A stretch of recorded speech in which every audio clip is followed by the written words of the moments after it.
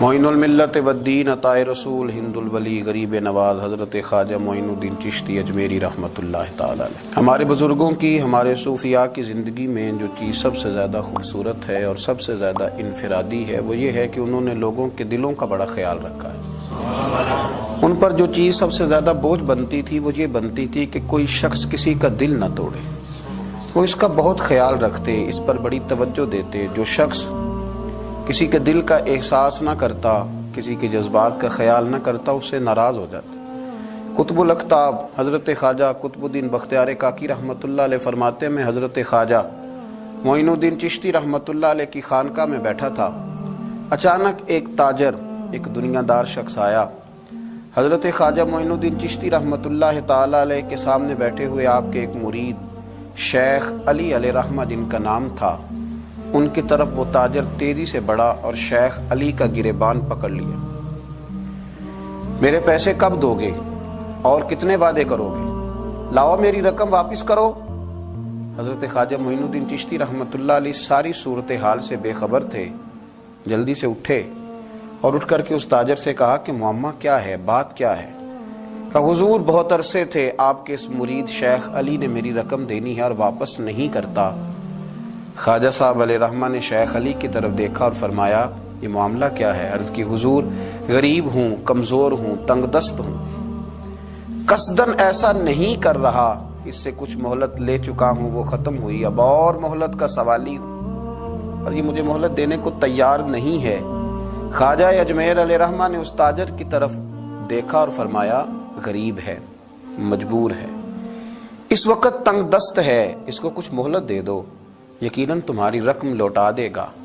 اس نے حضرت خواجہ علیہ رحمہ کے ساتھ بھی توہین آمیز لہجہ معاذ اللہ اختیار کیا، ابھی لے کر کے جاؤں گا، پوری رقم لے کر کے جاؤں گا، ورنہ نہ صرف یہ کہ اسے رسوا کروں گا بلکہ میں اسے بازاروں میں کھینچوں گا۔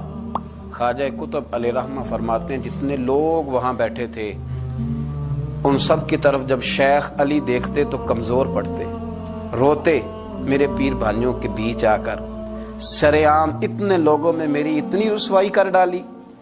خواجہ اجمیر نے اپنی اس مرید کی آنکھوں میں جب آنسو دیکھے تو بڑا ہی دل نرم ہوا، اس کو کہا کچھ مہلت دے دے۔ اس نے کہا نہیں مجھے تو ابھی اپنی رقم چاہیے۔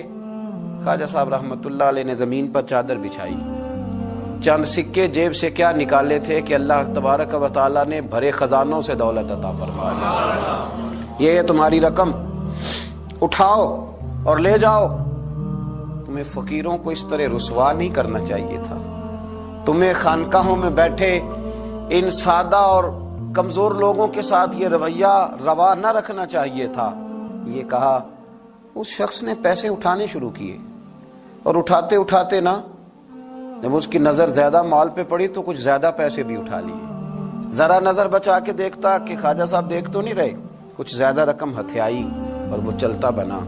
حضرت خواجہ علیہ رحمہ نے شیخ علی کو تھپکی دی، فرمایا اللہ نے تمہاری عزت رکھی، پر ایک بات میری یاد رکھنا، جب بھی بھروسہ کرنے کو دل ہوا، جب بھی کسی طرف سہارا ڈھونڈنے کا دل ہوا تو یا خدا کی طرف دیکھنا یا محمد مصطفیٰ کی طرف دیکھنا صلی اللہ علیہ وسلم۔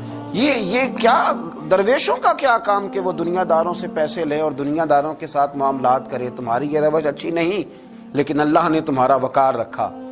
خواجہ قطب کہتے ہیں وہ بات تو ختم ہو گئی، لیکن شیخ علی کے چہرے پر کئی دنوں تک افسردگی رہی۔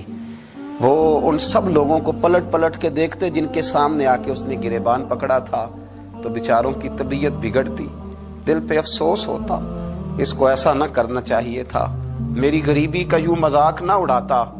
کہتے ہیں چند ہفتے گزرے تو اس تاجر کو ہم نے دوبارہ خواجہ صاحب کی خانقاہ میں داخل ہوتے دیکھا، لیکن اب کہ وہ بڑا ہی پریشان آیا، اب کہ وہ بڑا ہی افسردہ آیا، اب کہ وہ آیا تو ہانپتا کامتا تڑپتا آیا، چادر بڑی ساری اوڑھ رکھی ہے، آتے ہی حضرت خواجہ کی خدمت میں بیٹھا، تڑپ کے رونے لگا، کہنے لگا اجمیر کے بادشاہ بھول گیا تھا، معافی ہو سکتی ہے، غلطی ہو گئی تھی، درگزر کا سوالی بن کے آیا ہوں۔ عطائے رسول ہند الولی غریب نواز رحمت اللہ تعالی علیہ فرمانے لگے پہیلیاں نہ بجھا، جو بات ہے اس کو کھول کر کے بیان کر، فقیر तेरी हर बात सुनने को और दरगुजर करने को तैयार है।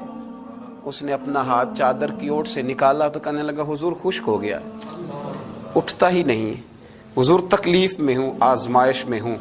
हुआ दरअसल ये था कि मैंने ना वो मैंने सिक्के उठाते उठाते ना आपसे नजर बचा के कुछ ज्यादा उठा लिए थे, तो आपकी नाजायज दौलत, मैंने आपकी दौलत को नाजायज हासिल कर लिया था, तो हुजूर उस सबब से मेरा हाथ छल हो गया, मुझे उतने लेने चाहिए थे जितने मेरे बनते थे, मैंने नाजायज पैसे ले लिए। ख्वाजा अजमेर फरमाने लगे दुनियादार है तो अभी तक दुनियादारी में ही अड़ा हुआ है, तू दुनियादार है तो अभी तक तेरा ख्याल सिक्कों में, पैसों में, धेलों और अशरफियों में अड़ा हुआ है। फरमाने लगे मुझे पता था तू ज्यादा उठा रहा है, लेकिन फकीर के पास जो खजाने हैं वो इसके जाती नहीं, वो रब करीम के दिए हुए हैं। अल्लाह के खजानों में से कोई ले गया तो ले गया, लेकिन तू ये क्या समझता है कि ज्यादा सिक्के उठाने की वजह से तेरा हाथ छल हुआ है?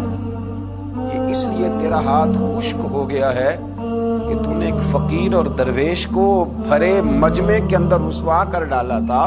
तेरा ज्यादा पैसे लेने की वजह से हाथ कमजोर नहीं पड़ा, बल्कि वो जो तूने उस गरीब के गले में हाथ डाला था और उसे रुसवा कर डाला था, तो क्या समझता है वो लावारिस है? अगर वो कमजोर है, तंग दस्त है, तो बंदा तो रब करीम का ही है ना। जो ताजर, सेठ, नवाब और जिम्मेदार का रब है, गरीबों का भी वही रब है, इन मिस्कीनों का भी वही रब है, इन कमजोरों का भी वही रब है। कहने लगा हुजूर माफी का सवाल ही हूँ। फरमाया उठ के जा और भरे मजमे में जाके एक दफा उस दरवेश से माफी मांग, मुझे उम्मीद है अर्श का रब तेरे सारे गुनाह माफ फरमा देगा। एक दफा माफी मांग ले, जा सवाल कर ले। वो शेख अली के सामने आके खड़ा हुआ और कहने लगा अगर आप माफ कर दें तो मेरी तकलीफ दूर हो जाएगी। शेख अली की आंखों में छम छम आंसू बरसे। कहने लगा आपने माफ किया कि नहीं किया? कहने लगे यार तू ताजर है, तू जिम्मेदार है, तेरे दिल में पता नहीं क्या तसव्वुर है, पर मैंने तो माफ करना ही है, इसलिए कि ना मैं ताजर हूँ, ना मैं जिम्मेदार हूँ, ना मैं दुनियादार हूँ, मैं तो गरीबे नवाज का मानने वाला हूँ। मेरी मजबूरी है कि जिस शख्स का मैं नौकर हूँ ना, उसने सिखाया ही माफ करना है। जिसके दरे दौलत पे मैं रहता हूँ, उन्होंने दरगुजर करना सिखाया है। उधर जब माफी हुई तो ख्वाजा अजमेर ने थपकी भी दी, दुआ भी फरमाई, रब करीम ने शिफा अता फरमा दी। तो ख्वाजा अजमेर फरमाने लगे मियाँ जा, तेरी तंदुरुस्ती होगी, चला जा। कहने लगा हुजूर अब किसने जाना है, अब तो मैं तेरी दहलीज पे झाड़ू दिया करूंगा। ये हाथ जो तेरी दुआ की बरकत से शिफा याब हुआ है अजमेर के वाली, अब मैं यहाँ झाड़ू दूंगा, अब मैं यहाँ नौकरी करूंगा। ख्वाजा अजमेर फिर बोले और लफ्ज फिर एक दफा फिजा में गूंजे, फरमाया याद रखना हाथों की तंदुरुस्ती से लेकर रूहों के बेदार रहने तक, अगर तू चाहता है ना कि तेरे अंदर कभी कमजोरी ना आए, तो फिर किसी गरीब का दिल तोड़ने से बचते रहना, फिर किसी मिस्कीन को रुसवा करते से बचते रहना। अगर अल्लाह